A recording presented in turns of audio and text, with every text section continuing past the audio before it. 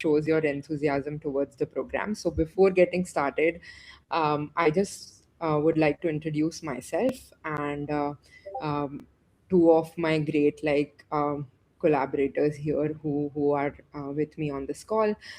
So this is Anubha. I am founder of Girl Script Foundation. I started it out of college in 2017, so it's now almost a decade now, and I'm super glad to see all of you here. I also have a Jen and Eric with me from Cloudinary team. They are our special partners this year, and they will take you through what they have planned in this session and how Cloudinary is supporting the mission of Girl Script. So, Jen and Eric, just a quick hi if you want to say, and then I'll get to it. Hi, everybody. My name's Jen. I am the Director of Developer Relations at Cloudinary. I'm here with Eric, my colleague. I'm happy to meet everybody. I'm watching the chat. I actually went to India twice in 2024, and it was absolutely life-altering. I really loved my trip there, and I'm really delighted to reconnect with all of the great students of India. So Eric, you want to introduce yourself? Yeah, hi, my name is Eric Portis. I'm a developer experience engineer at Cloudinary, working with Jen. Been at Cloudinary a long time. It'll be 10 years in May, I think.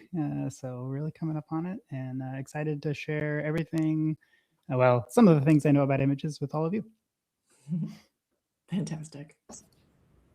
Thank you, Jen and Eric. I'll come back to you in a while. But again, welcoming everyone who joined us so far. And I see that the number is increasing. And we are also live, by the way, on LinkedIn, on different social media platforms like Instagram and others. So you can watch our live stream from anywhere across the globe and on any of these platforms. So thank you so much, everyone who joined us on these different platforms as well, and on this Riverside platform too. So now I'll just get started with who we are, what we do at Girls Script Foundation. If you have joined us for the first time, what we have done so far, and everything.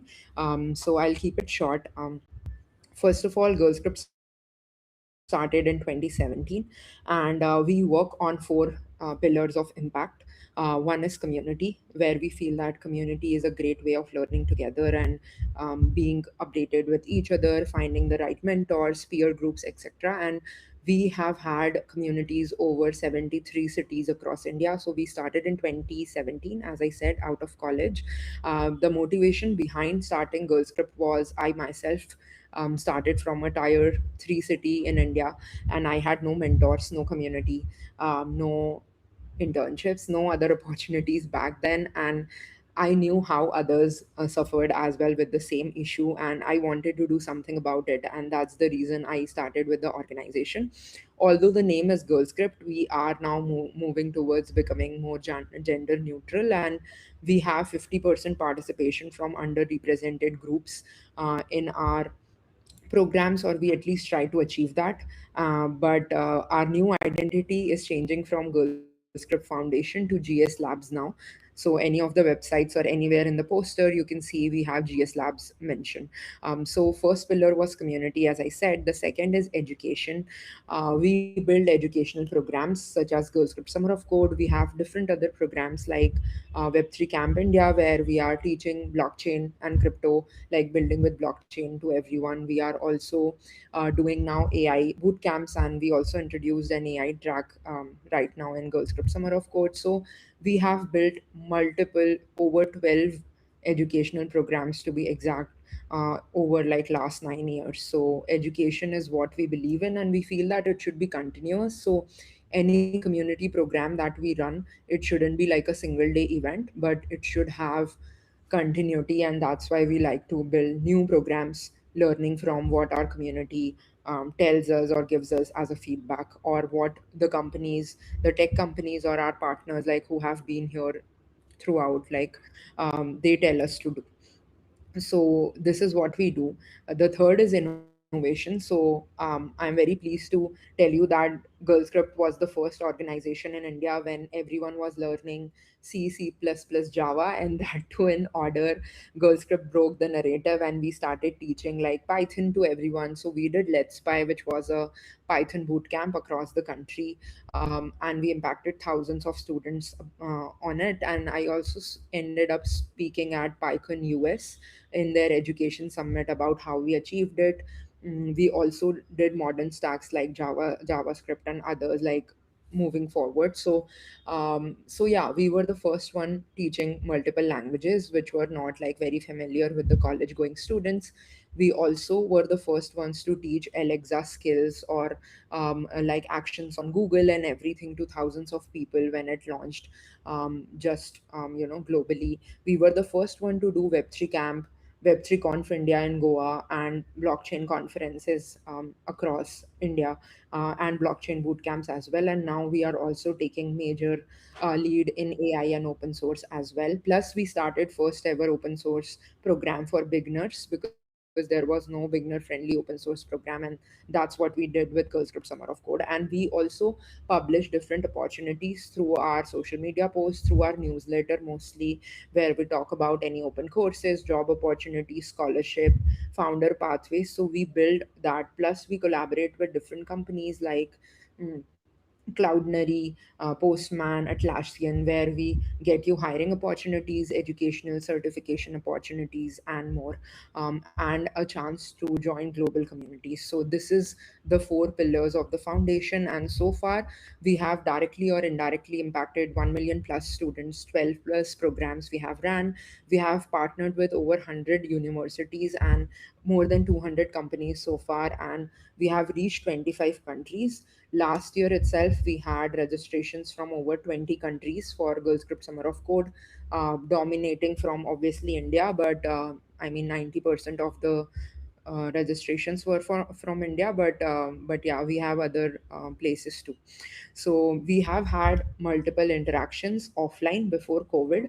After COVID, we became more of a remote friendly organization, and um, we lead programs which are more remote friendly for everyone, so that we don't leave anyone. But we are also very much available offline, and we conduct like different workshops in different colleges, universities, etc. So in case you want us to come visit, teach you something, you can always like get in touch with us. You can DM me personally as well. And yeah, so this is what has been our journey. And I will not take much time because we are here to talk about the Summer of Code program, what to expect, what are the different tracks. But even before doing that, I would like to hand it over to the very amazing Cloudinary team I have with me. They are going to talk about how we are partnering this time with Girl Script Summer of Code, how you can get extra bounties, and what they have in store for you. And once that is done, I'll come back to the Summer of Code page and I'll share like the entire application process with you. So over to you, Jen. Fantastic. Let me share my screen. I'm going to share my window. Here we go. Okay. I'm not going to say I'm not nervous because there's like amazing number of people on this screen, but it's such a pleasure to speak to you today. We're going to just run through a few slides, giving you an idea of what to expect from partnering with Cloudinary during your Summer of Code experience with Girl Script Labs, GS Labs. So what we want to do today is give you a slight introduction, a small, light introduction, just an idea of what we talk about when we talk about media IQ for developers. What is media IQ? These were slides built by my team, and we are developer relations at Cloudinary. And you're going to see in the corner of some of these slides a QR code, and that's going to lead you to our entire suite of courseware. So you can take a look and find something that's interesting to you. And all of this courseware will allow you to join our program. So what we're going to cover today, we'd like to invite you all, everyone on this call and everyone on YouTube and LinkedIn Live, to level up your media IQ with Cloudinary. So what does this mean? What is media IQ? So it allows you to optimize your media. This is the concept of allowing you these skills to enable yourself to optimize your media. That means make it run fast and speedy for all of your web experiences and your mobile experiences, and also to understand modern image formats. So all of these are in service of making a great web experience. So as you jump into becoming a web developer or a mobile developer, this will allow you to manage your media at scale. And by becoming media literate, we'd like to then invite you to join the Cloudinary creators community. So this is brand new, and we have partnered with 5 global nonprofits. One of them is GS Labs, and we are hoping that you'll be interested in joining this community so that you can join a group of people who are also interested in transforming and optimizing and delivering media at scale. This is a really nice opportunity, and it's bespoke for GS Labs. So this is something that we crafted for you, and we want to talk a little bit about what we're talking about when we talk about optimizing your media and using modern image formats. So I'm going to allow Eric to show off his amazing amount of media literacy right now. Yeah, hey. I mean, again, I'm Eric. The main thing we want to, talk about is the dilemma between sort of the power, but also cost of visual communication on the web. So when you present images on the web, they're processed so much faster by the brain than text. You see a product, you can sort of instantly know what it is, whether it appeals to you or not. Whereas if you just read a textual description of that same thing, it wouldn't land anywhere near as much. Great visuals really help or what drive people to make decisions on the web, I would say, more than long blocks of text that they have to read. And in an increasingly, a world where we have shorter and shorter attention spans, packing as much information in that first impression that you give people as possible is really important. And images really help you do that, and videos. But of course, all that information that's packed into an image comes at a cost. You have a page that's mostly text. It's going to load instantly. It's going to, as long as you don't have a bunch of JavaScript tracking stuff in there anyway, but that's a separate conversation. But plain text is, the web really excels at it because as far as performance goes, because it is so lightweight. And then images, on the other hand, are relatively very heavy.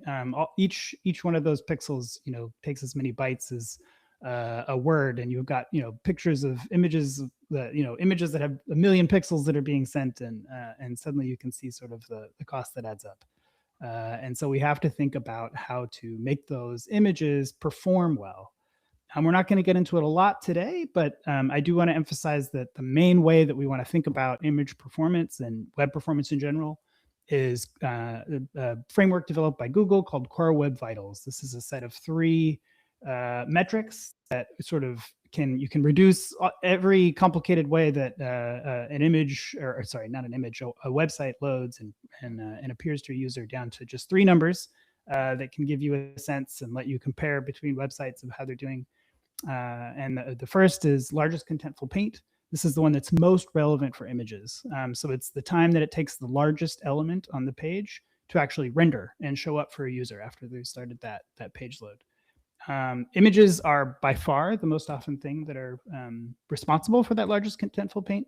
And so when we think about image performance, more than thinking about bytes or pixels or anything, we want to think about that LCP number. That's the number one thing. The other 2 core vitals are less relevant today. There's one that mentions, that sort of covers how the page loads and if things are sort of popping and shifting around. That's very annoying. That's called cumulative layout shift. And then there's another about interactivity, more for web apps. That's called interaction in XPaint. But again, different talks. Those are sort of for different things. The one we really care about is largest contentful paint. And just for a tangible example of sort of the power and cost of images, next slide. So this is an actual e-commerce site that is selling watches. And it's a great example. Like, I would never, these are very expensive luxury watches. I would never buy one of these sight unseen, right? I want to see the thing that I'm buying. The whole appeal of these things is that they're visual, artistic objects. And so we have to see them, and those images really do have to be very high quality. If these were low quality images, if they were blurry, if they were over compressed and had a lot of artifacts, I wouldn't want to buy these, right? the photography has to be excellent, and the delivery of the images has to be really excellent. And whoever designed this site did a great job on those, but unfortunately didn't really think too much about image optimization. We're sending over 240 images at once here, and the end result is that we're loading 25 megabytes worth of images. When, as you can see on this first load, we're only seeing, 4, maybe 8 total images are visible in the screen. And so there's no need for that much wasted transfer of bytes. Image optimization, both of the actual resources could make them much smaller, and thinking about optimizing the page as a whole to only load these as they're being seen would help tremendously. So next slide. Right. So just to reiterate for folks who are just joining, it's what we're talking about today is making your websites fast. So and doing that by using optimized images, and also delivering images at the right place in the right time and in the right way. So this is all skills that you can pick up via our curriculum, which I will give you a link to later on. But I thought what we could do today is do a few hands-on activities all together. So we have a really cool tool at Cloudinary called webspeedtest.cloudinary.com. And I'd like to invite you to just open up this website, webspeedtest.cloudinary.com, and pop in any website, I don't know, Times of India, anything interesting. It looks like this. Oops, not like that. It looks like this. And it allows you to paste in any page URL and then analyze it, figure out where you could improve your images. I actually did this for my own portfolio and had a bit of a shocking moment that made me realize, oh my gosh, I really could optimize my images and deliver them better. So this is a great tool in your tool chain as you become media literate. So what I did is I took a look at girlscript.org, which you can see has a pretty big hero image here. There's a lot of text, and then it goes down here. So you would think, with just one image, it might be a really a pretty fast and speedy website. But I just want to show you that actually girlscript.org, oh my gosh, it got a D. So this is something that I would challenge anyone who wanted to maybe contribute to open source to consider rethinking some of the ways that we're loading these images. So we have a pretty big image here, and the potential after smart compression is taking it from 7.3K to 1.1 KB. So you've got some pretty heavy images here, and your potential reduction, if you follow some of the best practices, you could reduce it by 84.7%. That's fascinating. So here's some more images here. This is a web piece, so it's in a modern image format. You can see some of the optimizations that could happen here. What else? Then there's some other suggestions at the bottom here. So run any website through this and see what kind of improvements you might be able to make. So that's our first hands-on. So in the chat, if you've done this and if you've got an interesting result, post it in chat, and I want to see what kind of improvements you think you could do to any website. So curious, how much faster can it be? So we talked a little bit about optimization, and now we're going to talk about image formats. We just noticed that we're talking about things like WebP and AVIFs. So Eric, I'll turn this back over to you and tell us more. Yeah, I mean, one of the main ways that you can optimize an image is to upgrade its image format. I mean, on the web, we've had 3 formats forever, that JPEG, PNG, and GIF. And if, that is what has run the webs for 20, 30 years now. And they're great formats, don't get me wrong. They got us a long way. But here in 2026, we have more modern alternatives that can actually not only cut the size of our image files by a tremendous amount, but also add features and let us do new and interesting things with our images. So let's talk about JPEG specifically. JPEG images, we've all seen overcompressed JPEG images that look sort of crunchy. They have those weird blocks and smears within blocks, and it's a certain look. And one of the problems with JPEG is that it doesn't support transparency. So anytime you needed to reach for it, actually JPEG does a great job of actually compressing for a 20, 30-year-old image format. But when you had anything that needed to have transparency in it, so you needed something in the image to match the background, so you just wanted to delete it away, you had to reach for something else like PNG, which suddenly is much worse at that compression. Modern image formats sort of can do it all and do the compression better as they go. I'm going to recommend that we don't have them listed here on this slide, but AVIF is now supported in every browser. This is probably the most modern, universally supported image format. I want to give a brief shout out to JPEG XL, which is hopefully going to be landing in Chrome this year, but isn't probably ready for prime time quite yet. But that JPEG XL work was actually pioneered by one of our colleagues at Cloudinary, Jan Snijers. Very cool. But for now, AVIF is probably the best do-it-all image format that you can get. And actually, for a fallback for that, I wouldn't recommend WebP. I wouldn't recommend a JPEG. I think WebP has been around long enough, almost 10 years now, and is supported by enough software, not only browsers, but every other piece of software that needs to render an image. Like when you download and share via text or whatever. That WebP is sort of a fallback format for those situations where compatibility is more important than absolute performance. WebP still outperforms JPEG by 20-30%, and as the slide says here, when you upgrade to AVIF, you're upgrading. It's more like a 40 to 60% cut in total size. And so these image formats deliver all the same quality, can do more things, have more features at reduced cost. So it's really a win-win. Fantastic. Cool. So hands-on number 2. Here's another activity that we can try together. So we have another tool. We have a lot of tools. And one of our tools is called image2.xyz. And this allows you to take any file you want. I'm going to go ahead and pop in one of our promo kind of files here, and it's going to optimize it for me. And I can download it all, and it tells me how much I optimized, and it gives me some information. So here I took a PNG file at 527 kilobytes, and then it's going to go down to 227. And I love this. You can just download this as whatever image you like, and you can see how we went to 62 with the AVIF, 115 with WebP. Even the JPEG, interestingly, was a bit more compressed. But here we have JPEG XL, JXL.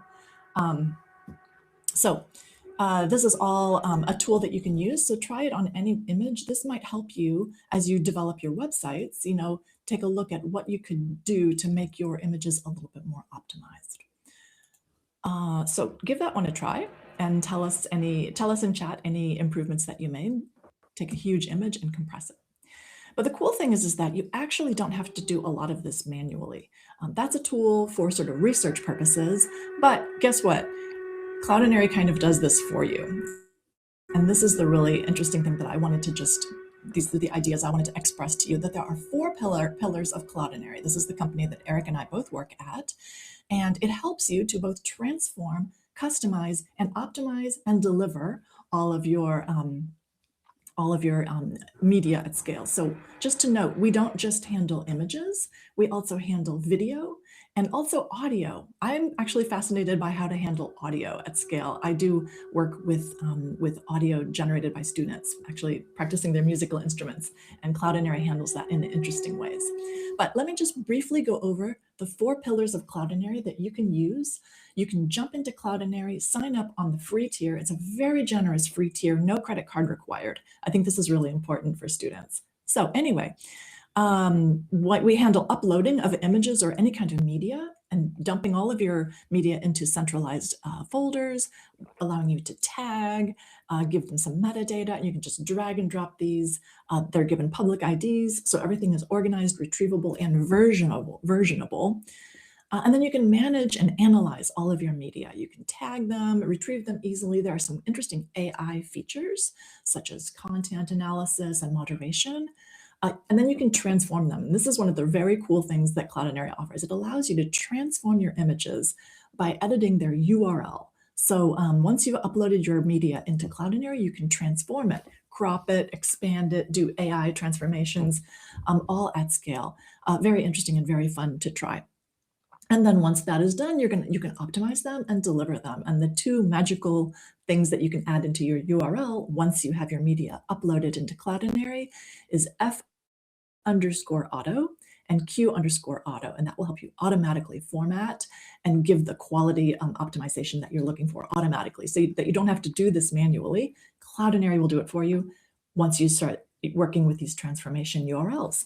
So this is a little bit of magic that you can use right now in your websites as you start developing for Summer of Code. So Eric, I'm going to pass this on back over to you. We wanted to do one more hands-on activity, and then I want to talk about the Cloudinary creators community. We'll need to speed through this, Eric, a little bit. Okay, I will speed through it. So we're going to share my screen, and I will... Yeah. You said, you see it. Okay, cool. Yeah. So here is a big old JPEG. It's the image of a surfer, pretty cool. And I'm going to use the way I'm going to sort of evaluate the compression performance of this image using an extension called the Cloudinary Media Inspector. This is available in the Chrome extension store. It's pretty cool. It's very useful for Cloudinary images, but it's also useful for any image you might find on the web, just to quickly get some important information about the image. So if I load this JPEG, which is just, I think straight from a scan or something, it's not compressed at all.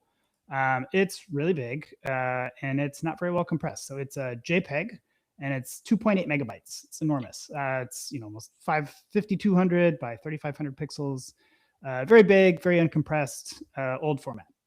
So to use Cloudinary to sort of improve the performance of this image, I can just add a transformation. So like Jen was saying, if I just add F_auto and Q_auto to the URL and reload it and ask the inspector what that weighs, now we've gone from 2.7 megabytes all the way down to 1.6. So we've cut a megabyte, more than a megabyte off of the image size. And we've delivered it in a modern image format, WebP. For some reason, AVIF was deemed not good for this image, but we fell back to the more compatible but still modern format, WebP. And that's not all you can do with Cloudinary. You can also resize and actually add overlays to images. So if I go ahead and say WC fill, which is a crop mode, so I'm setting the crop mode to something called fill. Which is just going to fill whatever box I define with image pixels, and say W500, H500 to define the box size, and reload. Now we get a cropped square. And this is going to be much smaller, of course, because it's a tiny image, 500 by 500 instead of 3,500 by 5,100. So it's not useful to really see how much smaller that is. We're sort of showing you more what you can do with Cloudinary now. Now, what if I wanted to focus on the most interesting part of the image? We've just sort of cropped in on the center, which is the default thing that Cloudinary does. But if I add a G_auto here, the Cloudinary actually looks at the image, tries to identify the subject of the image, and makes that the center of the crop. So if I load that, now we've put the surfer at the center. If the surfer was on the left side of the image, we would have cropped in over to the left. If the surfer was doing a flip in the air, we would have cropped in up to the top. But here the surfer was on the right, and so we've cropped in on the right just by adding G_auto to the URL. And to sort of show you everything that you can do with Cloudinary, I have a much more complicated transformation string here, which if we're out of time, I won't sort of walk you through. But basically, I'm doing everything that we've done so far, but also rounding the corners and adding a text overlay and setting the font of that overlay and positioning it, and sort of you put it all together, and you can put sort of edit images on the fly just by changing the URL. And to show you that this is actually on the fly, I'm gonna, let's say surf is life. Let's edit that URL to actually say surf is awesome, and hit enter. And yeah, we just changed the text by changing the URL. So that's sort of the power of Cloudinary, those on-the-fly media pipeline transformations. Fantastic. Now I want to go surfing. Let me just quickly run through why the heck we're talking about all of this stuff. Because I know that you're all wondering, what on earth does all this image stuff have to do with Girl Script Summer of Code? Well, guess what? If you are interested in building up your media IQ, if any of these topics are interesting to you, and as a web developer, they should be, we invite you to visit this URL and take one of our courses. And if you're interested in joining us as we help you up-level your media literacy, you can take one of our courses and join the Cloudinary Creators community. This is a new community that we've launched, and you can become an official creator. And by becoming an official creator, you'll get a certificate, you'll get other perks. And let me just walk through the perks. What's in it for me? Here are the perks. Everybody pay attention. So the Cloudinary Creators community allows you access to this inclusive, growing community on Discord. The opportunities are, you can have opportunities to be featured on our social media, to grow your profile. Oops, my phone is ringing and I don't want to answer it. Grow your social media profile. You're going to get help and some coaching to get a head start on your job search. I'll bet you a lot of folks here are quite interested and perhaps a little concerned with where your job search is going. So maybe we can help you with your resume, this sort of thing. It gives you an opportunity to meet like-minded community members globally to grow your network. We have people from all over the globe joining our community. You'll have special touch points with our team, with me and Eric, and maybe some other folks during Summer of Code. So we're going to be able to maybe give you a hand on building up your website. And also we have very cool swag that can be shipped to you if you become an official Cloudinary creator. And the connection between these two programs is that by becoming an official Cloudinary creator, you can get extra points during Summer of Code. That's the connection. So that's what I really wanted to emphasize. It's not all about swag, although swag is fun. So I want to just emphasize that there's a partnership between Cloudinary and GS Labs, and this is what it is. So I really look forward to encouraging you to join on our Discord and enroll in your Cloud to Crowd course. You can find all of our courses. Let's see, this one. This is, I'm going to put this in chat. All of our courseware is here. All you have to do is jump into here, take a class, and take the exam. Pass at 80%, and you're going to see a form that will allow you to join as an official Cloudinary creator. So I really look forward to watching our Discord blow up, because I know Summer of Code people will be jumping into our Discord and connecting with us there. So thank you so much. Awesome. Thank you, Eric and Jen. So I will be explaining you more on the details on how this partnership came through and like what we are doing here. Thank you for your patience, everyone in the chat itself. And I enjoyed the hands-on activity, and we getting a D is not a surprise to us. We'll definitely improve our website and the images and everything. We are already on it. So the new page that we are using right now is labs.girlscript.org. So I think we should direct it to girlscript.org and probably do the analysis then.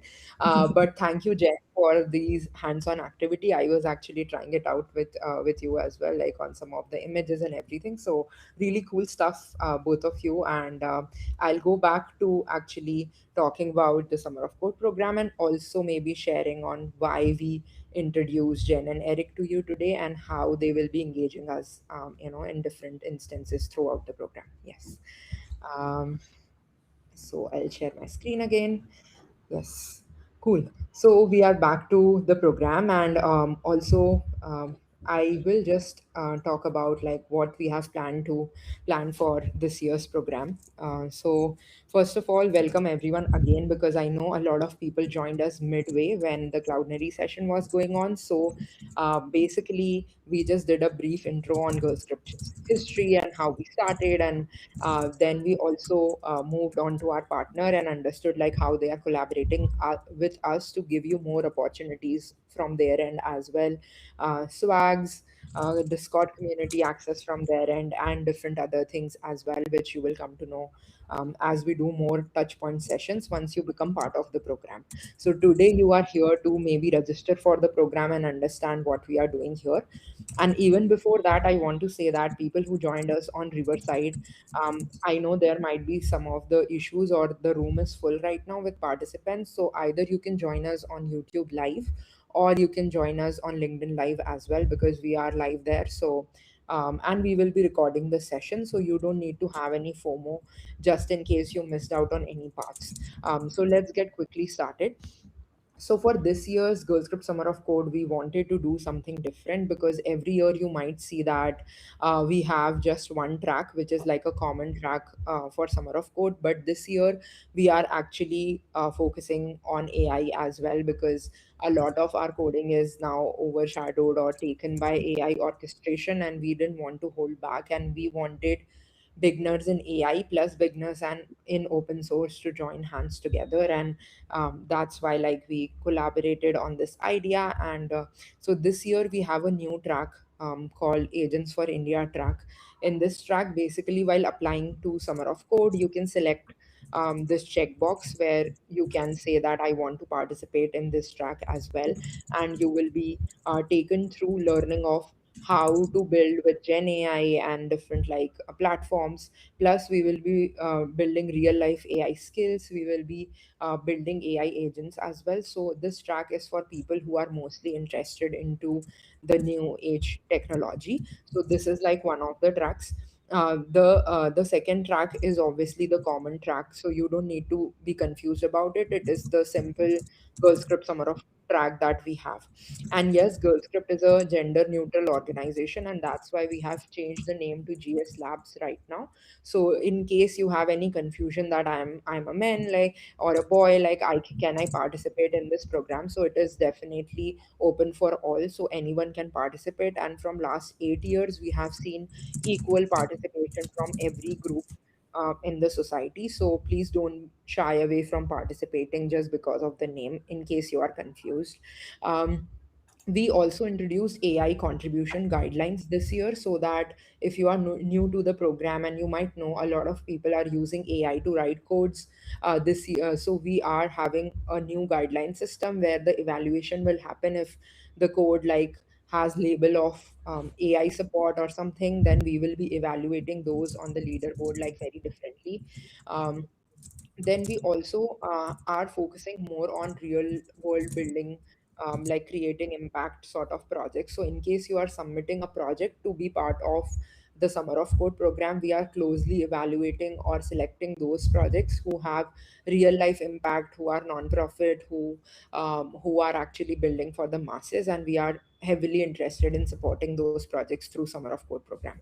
Now we also introduced bounty integration, meaning that there will be several partners who will be supporting Girls Script Foundation. As you know, we are a non-profit organization, and we build partnerships with different companies across the globe.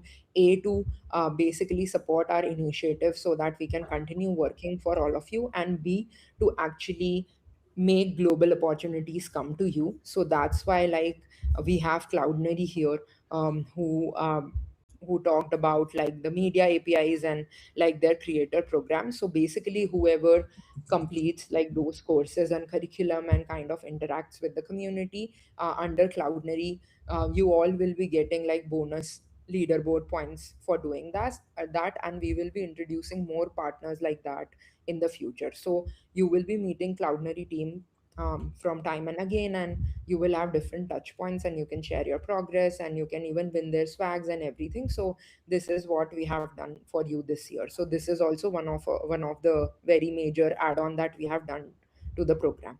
So now talking about the timeline, I think you are most interested in that. So today we did our small launch event, where we just wanted to like give you a taste of like what is new for Girl Script Summer of Code. I'll be also answering some of the questions that you might have, and I know few of the questions, so I'll take those questions right now. But today is the launch event. The applications open tomorrow at 12 p.m. IST time. So in case you are interested, like when the applications would open, the website is gsoc.girlscript.org, gssoc.girlscript.org, and we'll be posting about the applications open in our social media platforms. And if you registered for the event, a lot of people were curious that if we are live on every platform, then why did we register for this event? Because we will know that you are interested in registering for this year, and we will make sure that you don't miss any notification from our end. So in case the applications are live, in case any extra bounty is introduced, any partner is introduced, we will let you know the first information firsthand. So that's why like we took the registration for interested folks for the launch event. So tomorrow 12 p.m. IST, the applications will be open on the same landing page that I am showing you right now. And then by early April or mid of April, we will do selection. So all the dates will be updated here by tomorrow itself, because I'm showing you a page which is under production right now. So mid of April, the program will start, and then by June, we will have contribution phase, and by the end of July, the final evaluations and results will be happening. So all the leaderboards and everything will be shared. So this is the basic flow of the program. It is very simple. If you are a beginner or anyone who is first time contributing to uh, open source, you don't need to fear, because this is why we created this program. So you just need to fill the form honestly.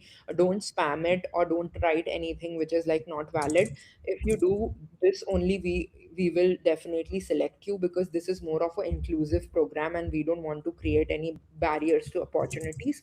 So anyone who writes a good application is definitely shortlisted, because I know a lot of people had this question. Um, and yeah, so how it works basically is you apply, you get shortlisted, and you also enter like what track you have chosen for the program. Is it like the regular open source track, or you want to also participate in the AI track? You can also contribute in both the tracks, by the way. So because these tracks are separate from each other, you can choose both. Then you can start contributing and building with us. We will do multiple workshops, not just with our team, but with our partners and everyone throughout the program. And we will also provide you mentors. You can earn points, and then you can get recognized by the end of the program. So this is how it works. I think I have covered most of the basics, but I would like to take any questions in the chat before we end today's session. I think we still have 15 minutes. So I'll just quickly take some of the questions, and then we can wrap it up. Yeah.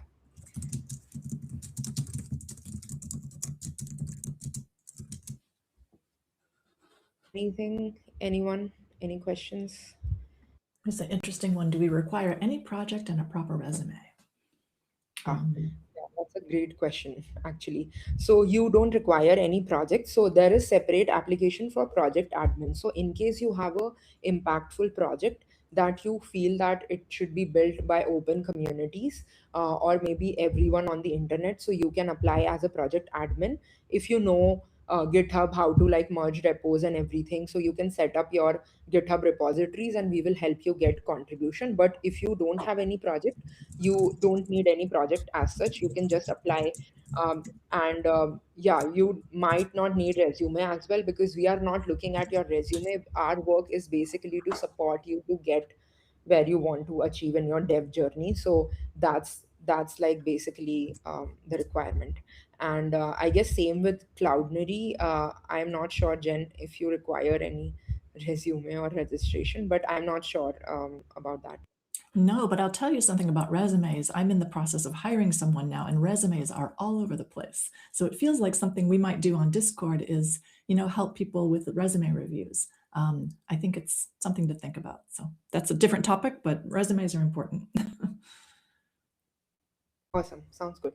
So, I also see more questions. So, yes, if you are in first year and you are learning right now and you are a total beginner, I mean, if you can just form a, like, just fill a form in English, or maybe use, even if you don't know English, you have native languages. I know India has multiple languages, so you can just use any LLM and maybe just fill out the form. If you write like good answers, we are definitely going to accept you, but make sure that you are honest with your replies as well. I mean, LLM in terms of translation or something, if in case you know need help there with English, but the form will be in English language and you can apply. So anyone can apply, and there is no criteria for selection. As long as you are not a spam or an AI, we are selecting everyone. So That's the criteria. So if you are a total beginner, I mean, we'll be definitely including you. And also for everyone who is asking links from Jen, so we will be forwarding all the links after this session to all of you, including the slides that were shown in the call, so that you don't miss out on anything. So don't panic about that as well. Um, Yes, this is the recorded session. So after this call, you will be getting the recording as well. You are from USA, but an Indian citizen. Yes. So it doesn't matter what citizen, like you are from, which country you are from. I mean, what citizenship you hold. Anyone can apply and become part of the program. In previous editions, in last 8 years, we have had participation from over 20 countries globally. So I mean, it is open to all genders, um, all citizenships. There is no discrimination or no like blocking as such. um, yeah yeah, so if you are a beginner, you know HTML, CSS, Git, GitHub, yes, you can definitely contribute. So there will be different projects which will require different type of contributions. So doesn't matter like what you know. If you know basics of coding, like we will also take multiple sessions or workshops to make you better in your own skills. Plus we will be connecting you to a mentor so that you improvise with the program as well. um, Yeah, I think yes, that's like part of last the question. Yeah.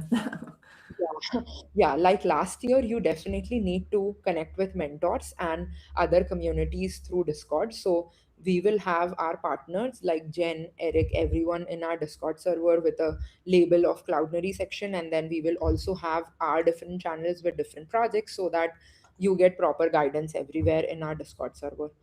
Um, no, there is no eligibility criteria. Anyone can participate. There is no age bar as well. We are accepting everyone who is starting their journey in open source development. They have no guidance, no mentorship as such. We are actually welcoming everyone. You just need to select like which skills do you have right now. Let's say somebody mentioned full stack development, web development, data science, or whatever skills you have. You just have to mention it, and um, we will assign you accordingly the projects. So where can I get Discord link of your server? So right now we have not opened the Discord server because tomorrow 12 p.m., as I said, the registrations for the actual Summer of Code program begins. Because right now you registered for this event, which was the launch event. Once the registrations are live, you register, you apply, and then you get shortlisted. You will be automatically invited to a Discord server, and that's how you will proceed. So don't worry about it. Yes. So, Vinayak, you have a great question again, that you are a full stack developer, and how this is helpful for you. So, two things. One is because a lot of companies, when they are recruiting developers, they look at your GitHub and what contributions you have made, what skills do you have. So, you build your profile with us through this program. And the second track as well, I mentioned with the AI agents track, you can actually build like real life AI projects with us, publish it. So, and you can learn from our mentors as well. Third thing, with partners such as Cloudinary, you can actually learn about what they are building and also like add on to your skills. So definitely really important for you, I mean, as a beginner or maybe somebody who is like aspiring to be a developer someday. um, cool. I think I answered mostly all the questions. I guess the I don't. tracks might be something. Yeah. Okay. So, in case anyone is confused about the tracks, I'll just take you through it. So, there are two tracks basically. We have always had this GSOC like open source track.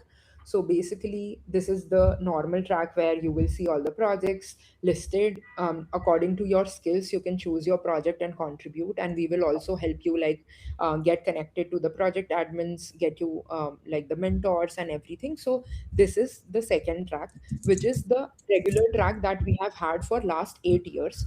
What we have done right now is we have added Agents for India track, meaning that um, you can learn about AI if you have never like learned about AI at all, or automation like publishing agents and like building real use cases. So if you are planning your entrepreneurship journey using AI or something, this track might be useful for you. And we will share more details as well soon. Um, what kind of contributions are most valued? So I don't think there is like difference between if you fix a bug or if you build a feature or documentation. Why? Because it depends on project to project. For example, if I am running a project where I need documentation support most, so I mean I will value your contribution there. But if somebody is just coding focus, so according to the project description, that will be listed, because we are also opening the project applications right now. So according to the project description, you can see like what they require, and according to that, the points will be allotted. So it's not that you just need to do one thing. You can do everything at once. And this is more of a learning program rather than a competition, I would say. So focus on like what you can get out of the program in terms of learning, how you can increase your like profile, how you can grab more skills and become part of a huge community. So when is the list of projects will be visible? So tomorrow, as I mentioned, we are starting applications for contributors, meaning that people who would like to contribute, or the mentees. We will start applications for mentors who might want to mentor other people who already are very well versed with open source development and want to like teach others. And then we will have ambassador applications open, meaning that you can actually spread awareness about summer of code program into your college, your university, your city. And you can be on leaderboard for marketing the program into your cities and making sure more people register. So you can do that as well. And the fourth application will be project application, meaning that people will be submitting the projects they want to get developed through the program. So all the list of people who are shortlisted for any of these, even the projects, will be available by April mid. So you can expect it around 15th of April. So we will give you a detailed timeline by tomorrow in our landing page. Um, can one person enroll in both tracks? Yes, definitely you can enroll in both of the tracks. The more you do, more value you create for yourself. So this is for your learning. I mean, however you want to engage, you want to become part of Cloudinary campaign, you are like very well welcome to join their Discord, do the courses with them. You can register for both the tracks as well. I mean, it's open to experiment here. Can beginners contribute without strong coding skills? Yes, definitely. I mean, if you are just good with documentation and everything, you can not just contribute, but also learn on how to make a good how to write a proper documentation for a tech project, or maybe what should be in the file or readme or everything, so you can get started. Or if you don't know any, if you don't have any coding skills, you can still like grasp on it. So it is definitely for beginners. But because we are talking so much about the beginners, I also don't want to discourage other people who are on the other end. So we will also have issues which will require higher level expertise, which might be requiring you to be a L2, L3 level of engineer. So if you are on that section as well, we will have projects for you as well, but we will have projects for beginners for sure. So you can expect a big mix of like 70% beginner or mid-level project, and then 30% would be definitely high-level projects. How much time I need to spend on track? So the time spent on both the tracks is totally dependent on you. This is like more of do it yourself kind of a program, where we will give you mentor, we will give you community, we will give you workshops, we will give you curriculum, but you need to be present on your own. So doesn't matter if you want to contribute half hour a day, or you just want to contribute on the weekends, or you want to contribute in your night or daytime, depending on like what responsibilities or engagements you have, you can like contribute accordingly. um, Yes, so right now you just have to enroll, you just have to share like what skills you have, and the project list will be available later on. That's true, Shrutika, and thanks for asking this question. So, project will be visible later. Right now, you can register so that we also know which type of projects we need to select depending on the skill set all of you have. So, that also helps us. Um, Enrollment link. Yes, enrollment link will be available tomorrow, 12 p.m. IST. In case you are somewhere else globally, just use a time converter. I'm sorry. Um, could you summarize the important topics? There was an issue to connect. Sure. So, what we talked about today before we close out on the call is this is Anubha. I am founder of Girls Group Foundation, and I was joined by Jen and Eric from Cloudinary team, who are our partners for this year's Summer of Code program. What we discussed is what is new in Summer of Code this year. We also discussed what is the tentative timeline, what are the two tracks which are available.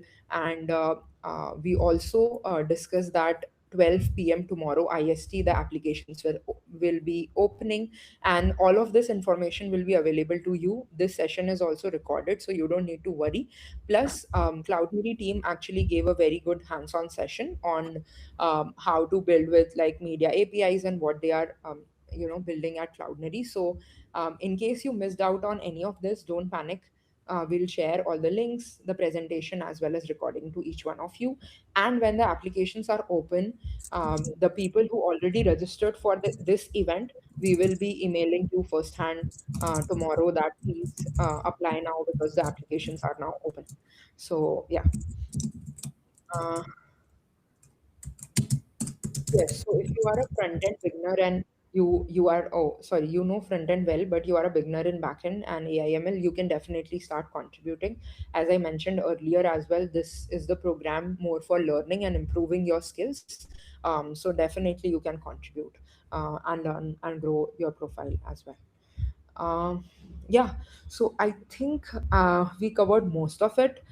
Tomorrow onwards, you can ask more questions, and we will be obviously available to answer more with time. So, and I'm so sorry about like today's arrangement. I think some people joined here, but there was some lag with video and audio. So.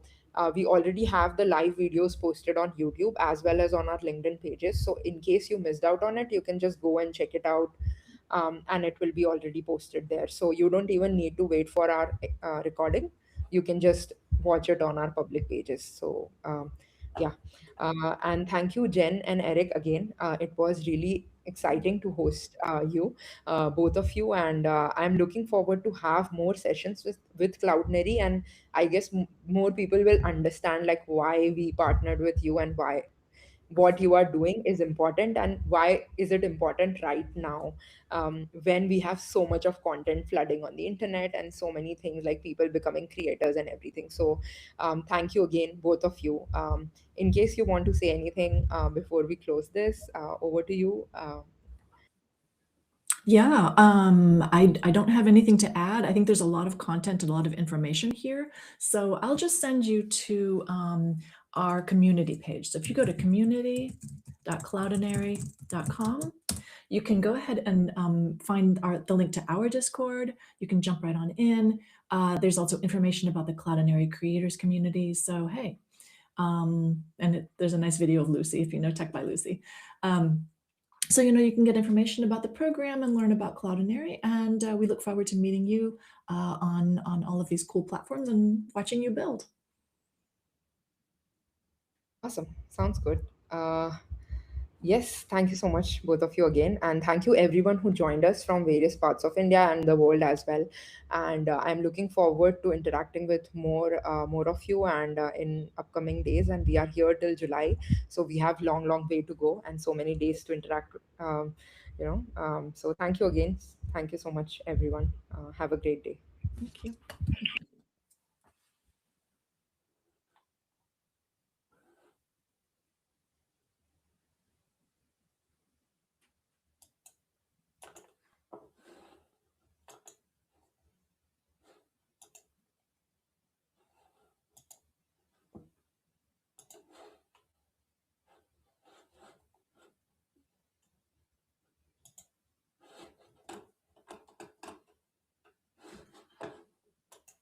Okay, I will leave as well. Thank you. Yeah, thank you. I don't know how to end this. Bye. Yeah. Still live.